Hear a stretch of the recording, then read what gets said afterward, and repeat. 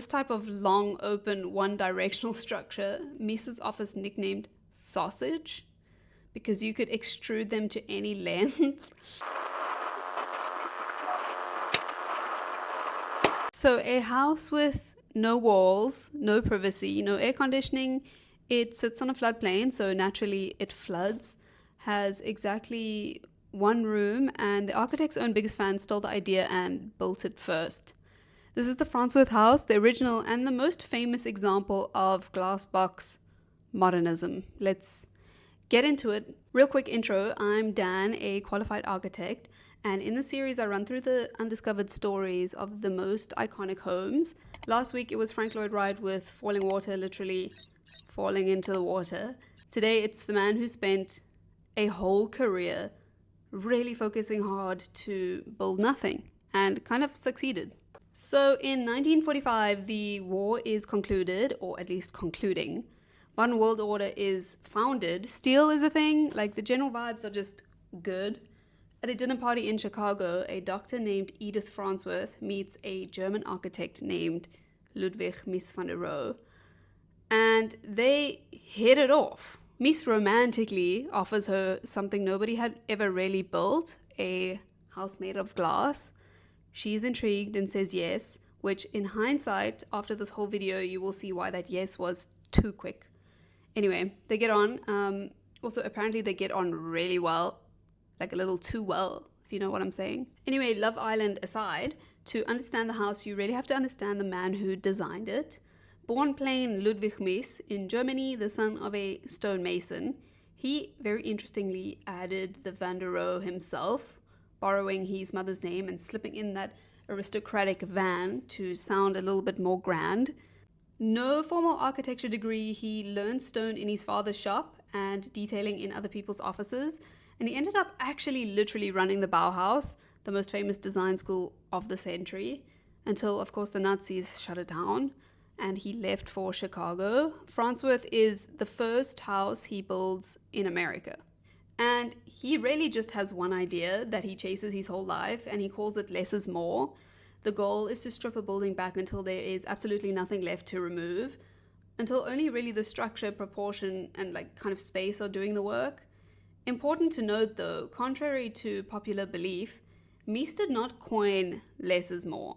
He popularized it, sure, and made it his personal creed. Several sources note that it was his mentor, Peter Behrens, who kind of taught it down to his students, but I did a bit of digging, and that also, it's not a Peter Behrens quote. It originally comes from a Robert Browning's poem. Anyway, side note, the Behrens studio is a whole wild footnote on its own. In those same years, working under Behrens, alongside Mies, were Walter Gropius and Le Corbusier. These are literally three of the four titans of modern architecture in one office, all absorbing the less is more from the same boss. So to really feel why this house was a literal bomb going off, picture what a house was supposed to look like in 1945. Lots of rooms, thick walls holding up the roof, each little space sealed off for kind of one job. Of course, a pitched roof on top, and the whole thing dressed up in some historical details or costume. So like columns, moldings, a little bit of fake Georgian style, just to show off some dominance. Like decoration was literally the point. But modernism and the modernists said, no thanks, we're going to use this newfound steel and functional aesthetic from the war and replace traditional architecture with what looks and functions like a machine. If the walls aren't holding up anything because the steel is doing that, you can make the walls thinner and then even out of glass. So Farnsworth is that argument pushed to the absolute edge. It's asking how little can a house be and still count as architecture. Now, before we step inside, a real bizarre story that to this day still just blows my mind is there is a direct replica of this building that is pretty much as famous.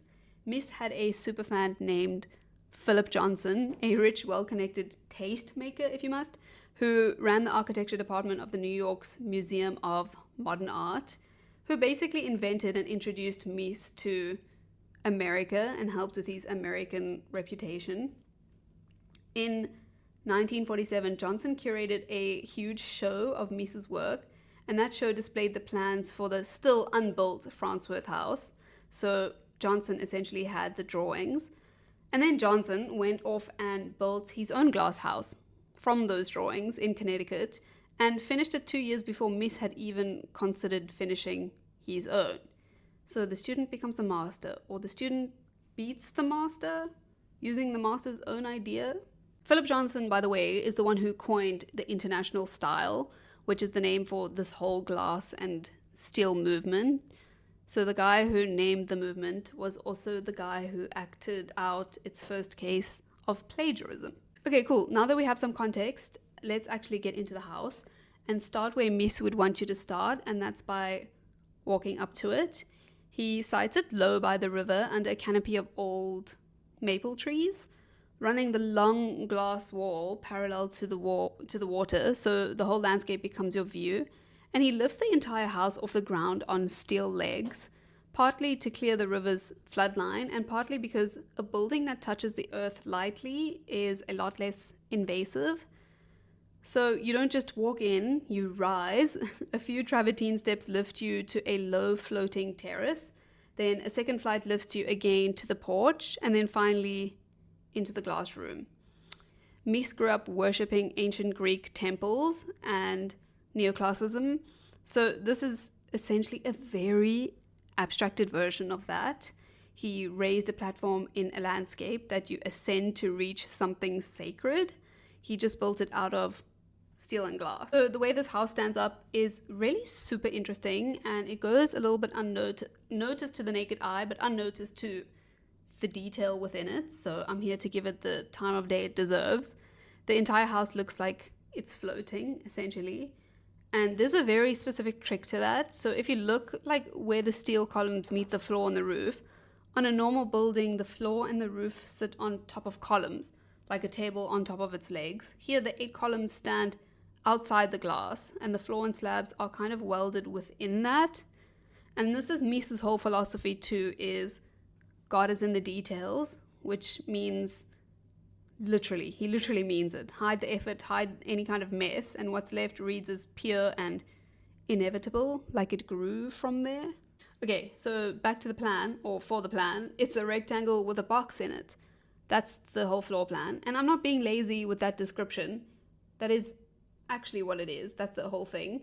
About 1,500 square feet, and not one interior wall, like no bedrooms, no hallway, no rooms at all. And that emptiness isn't just Mies running out of ideas. It is the idea. He called it universal space. One single open volume that doesn't tell you what to do. You could just do whatever you want with it.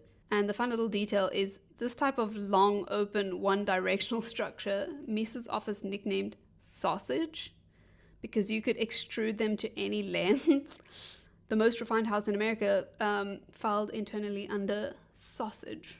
And the obvious, very popular, inevitable question is, if there are no rooms, then where does life actually happen? And all of it, everything a house actually needs to function, is crammed into that one little wooden box in the middle. This is the service core, and it's quite clever. So clad in warm wood, it holds the kitchen along one side and the bathrooms back to back, the mechanicals and the fireplace on the other side.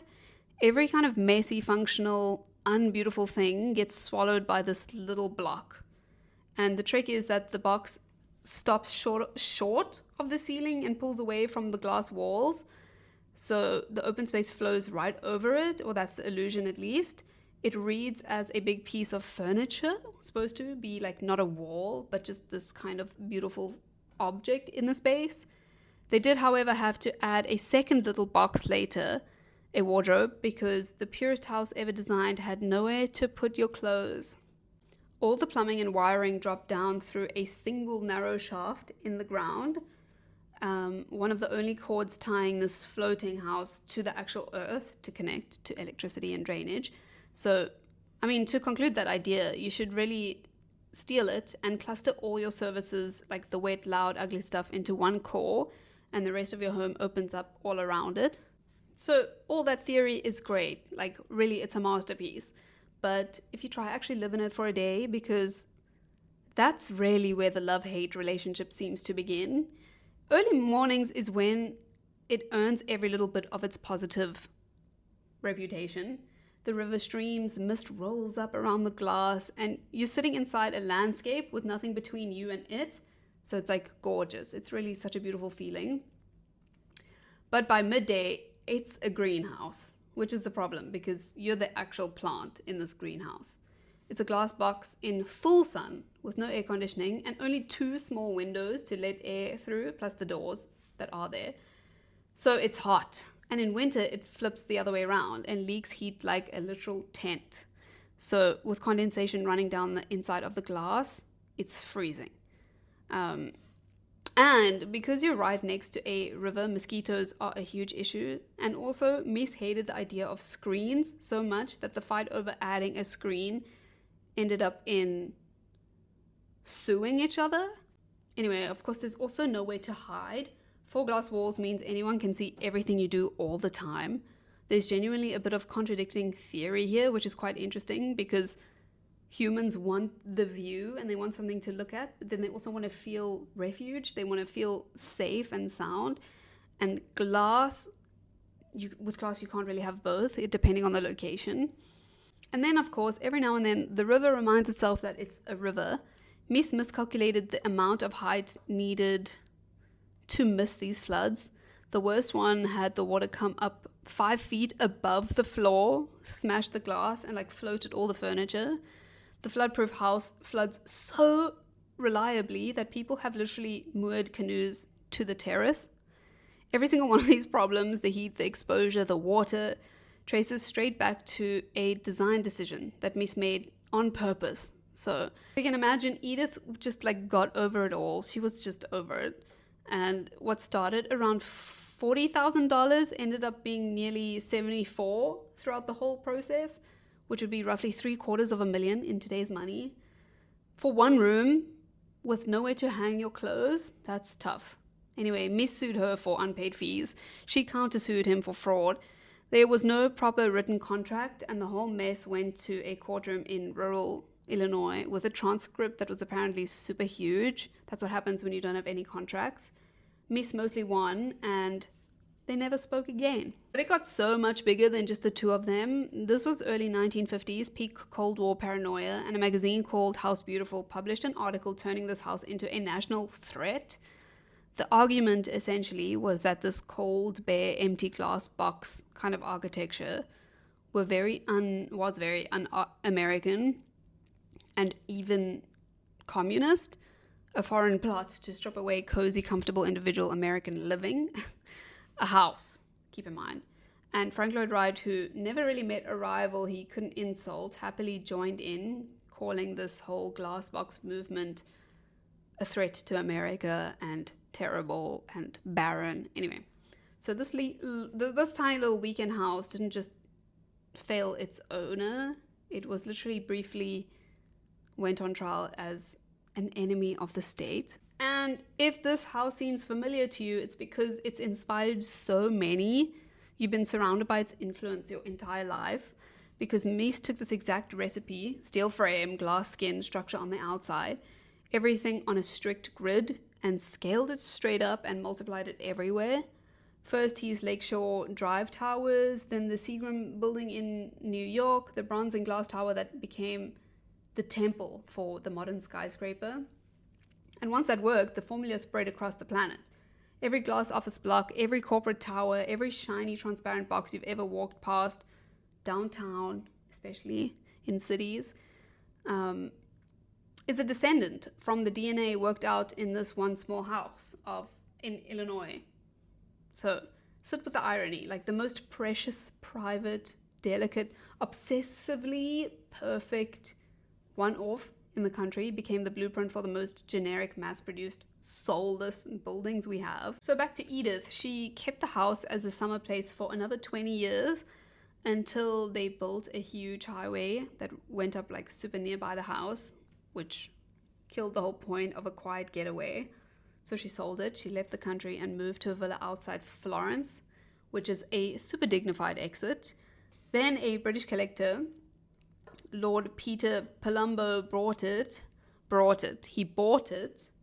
restored it and filled the grounds with sculptures.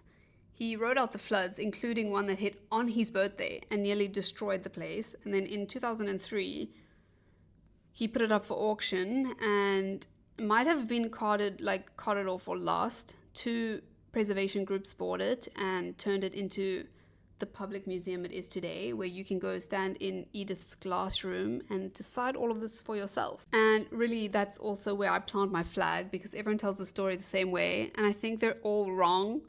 The usual version is that Mies was a lone genius and Edith just didn't understand it. She didn't get it. Some fussy client who almost couldn't appreciate art. Or we can see it for really what it is. It's an unfinished idea that a real person had to pay for and live inside. And that's the hill I'll die on, because the person who actually has to live here matters more than just the idea. Always. Even when the architect is the most important of the century, especially then.